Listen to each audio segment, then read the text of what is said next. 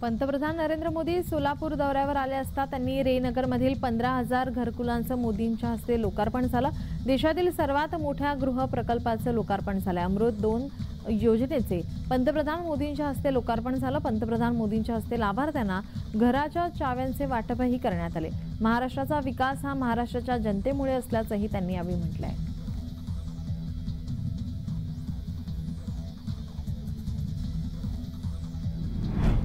शरद पवार सोलापूर दौऱ्यावर आहेत। पंतप्रधान नरेंद्र मोदी यांचा सुद्धा आज सोलापूर दौरा आहे।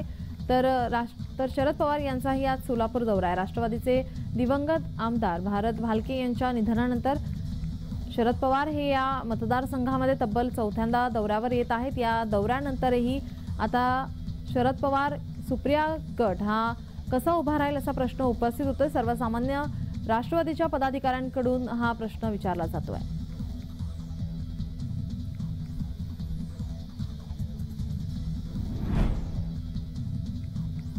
शिलान्यास आम्ही केला, चावीही आम्हीच देणार।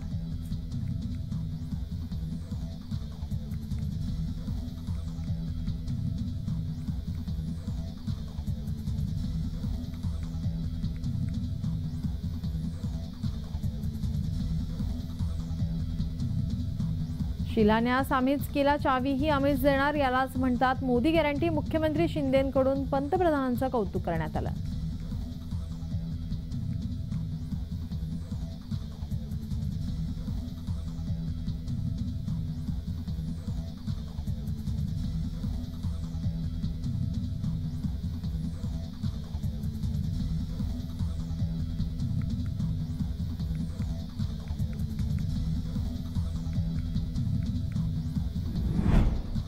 असं घर लहानपणी आपल्यालाही मिळालं असतं तर भाषणादरम्यान पंतप्रधान नरेंद्र मोदी भावुक झालेले पाहायला मिळाले।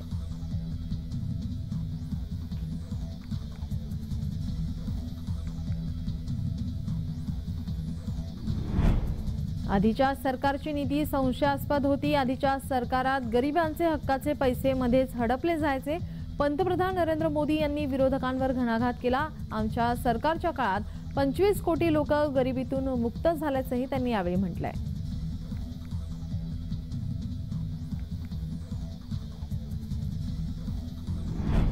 अनेक वर्ष देशात गरिबी हटावचे नारे लावले जात होते। अर्धी भाकरी खाऊया असेही नारे देण्यात येत होते।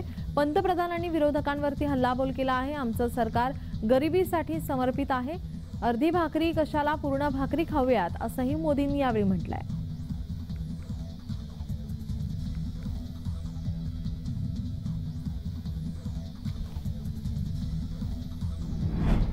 एकनाथ शिंदे, देवेंद्र फडणवीस यांच्या पाठीशी मतदार नाहीत म्हणून मोदींचे सध्या महाराष्ट्रात दौरे सुरू आहेत। पंतप्रधानांच्या सोलापूर दौऱ्यावरून संजय राऊत यांनी टीका केली आहे।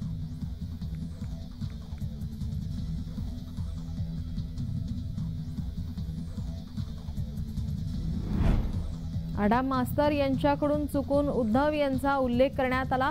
आडाम मास्तरांकडून चूक समजतात त्यांनी लगेच दुरुस्ती केली। आडाम मास्तर यांनी उद्धव यांना उपमुख्यमंत्री अशी पदवी दिली होती।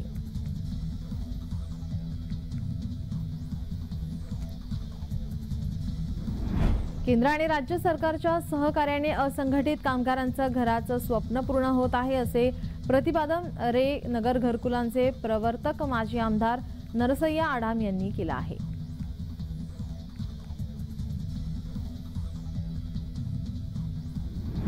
तीन दिवसांचा दाओस दौरा आटपून आलेल्या मुख्यमंत्री एकनाथ शिंदे यांनी छत्रपती शिवाजी आंतरराष्ट्रीय विमानतळावर मोठ्या उत्साहात त्यांचं स्वागत करण्यात आलं। या दौऱ्यात 3,53,000 कोटींचे विक्रमी सामंजस्य करार झाले आहेत। 1 लाख कोटींच्या गुंतवणुकीबाबत स्वारस्य दाखवण्यात आले। तसेच या गुंतवणुकीच्या माध्यमातून 2 लाख रोजगार निर्मिती होणार आहे अशी माहिती त्यांनी दिली आहे।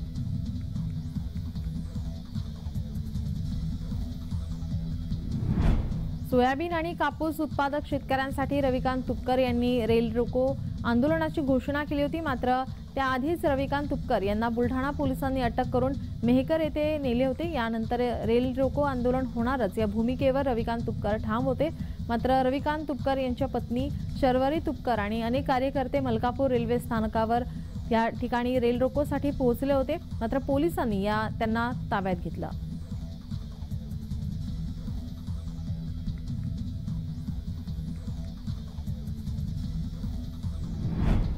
सलग 2 दिवसांपासून सरकारचे शिष्टमंडळ हे जालन्यातील सराटी अंतरवाली या ठिकाणी जाऊन मनोज जरांगे यांची भेट घेत आहेत। नोंदी सापडूनही प्रमाणपत्र वाटप होत नसल्याने मनोज जरांगे पाटील संतापले आहेत।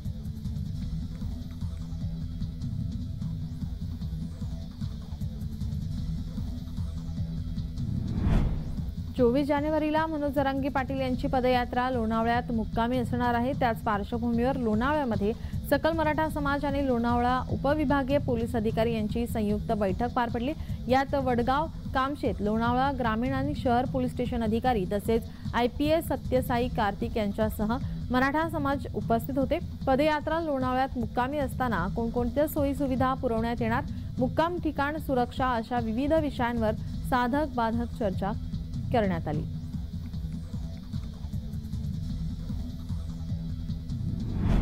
मराठा आरक्षणाचा लढा अंतिम टप्प्यात आला असून मराठा आरक्षण घेण्यासाठी मनोज जरांगे यांच्या नेतृत्वाखाली 20 जानेवारी रोजी आंतरवाली सराटी येथून लाखो मराठा बांधव मुंबईच्या दिशेने जाणार आहेत। या मराठा बांधवांना पाठिंबा देण्यासाठी आंदोलनात सहभागी होण्यासाठी नंदुरबार जिल्ह्यातूनही 2000 मराठा समाज बांधव मुंबईच्या दिशेने जाणार आहेत।